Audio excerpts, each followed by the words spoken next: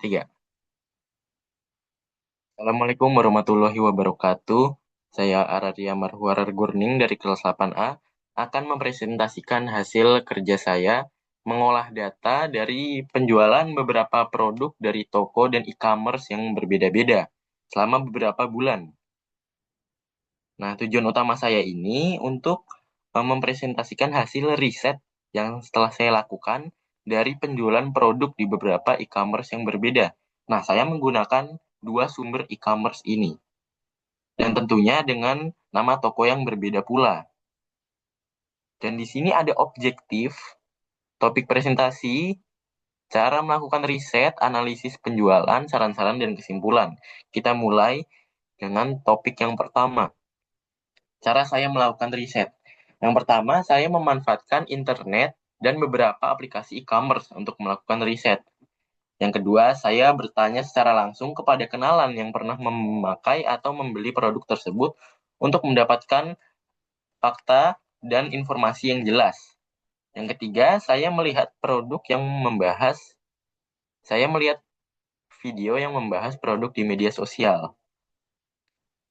Nah, di sini kita bisa lihat pivot table-nya pada bulan Januari dan Februari. Saya menggunakan rentan waktu 2 bulan. Nah, pada e-commerce Tokopedia, terutama nama tokonya itu Polomens. Nah, Polomens ini menjual produk yang namanya itu kaos polo. Unit yang terjual itu 800 dan harga per unitnya itu 62.000. Sehingga pendapatannya adalah 49.600.000. Nah, pada e-commerce berikutnya masih sama, yaitu Tokopedia, namun nama tokonya berbeda, yaitu Osaka Official. Produk yang dijajakan yaitu kemeja dengan unit terjual 600.000 dan harga per unitnya itu 80.000. Sehingga pendapatan dari Osaka Official ini adalah 48 juta. Yang selanjutnya dengan e-commerce Shopee dengan nama toko Yogo Shop menjual produk kaos bermotif dengan unit terjual 900 dan harga per unitnya itu 98.000 sehingga pendapatannya 88.200.000. Nah, pada e-commerce selanjutnya yaitu masih sama, yaitu Shopee dengan nama tokonya itu Erspo Store.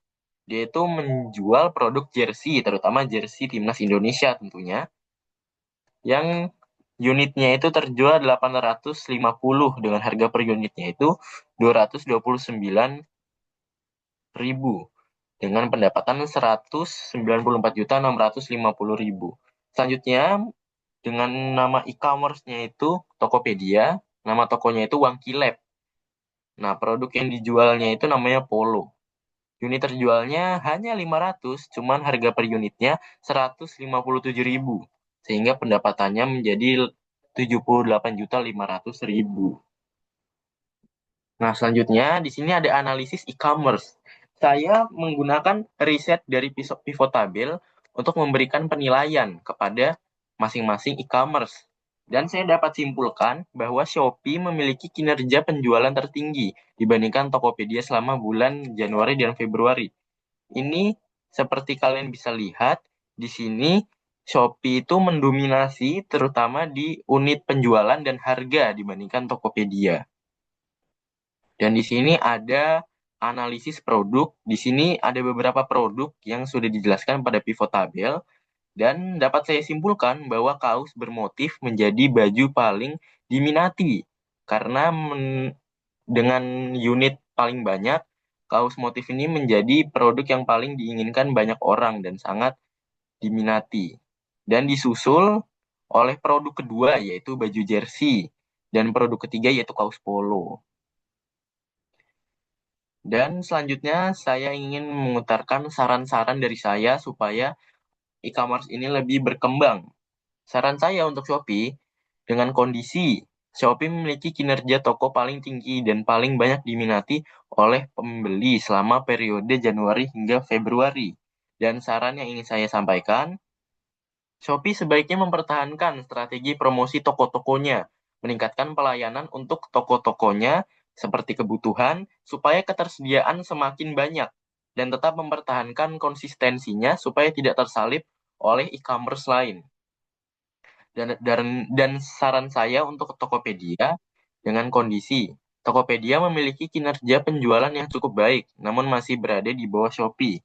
Nah, saran yang ingin saya sampaikan, Tokopedia perlu meningkatkan promosi produk-produknya, memperbaiki tampilan toko produk, dan membuat strategi baru untuk mempromosikan toko produknya, dan memanfaatkan fitur seperti iklan agar penjualan pada toko e-commerce Tokopedia dapat meningkat.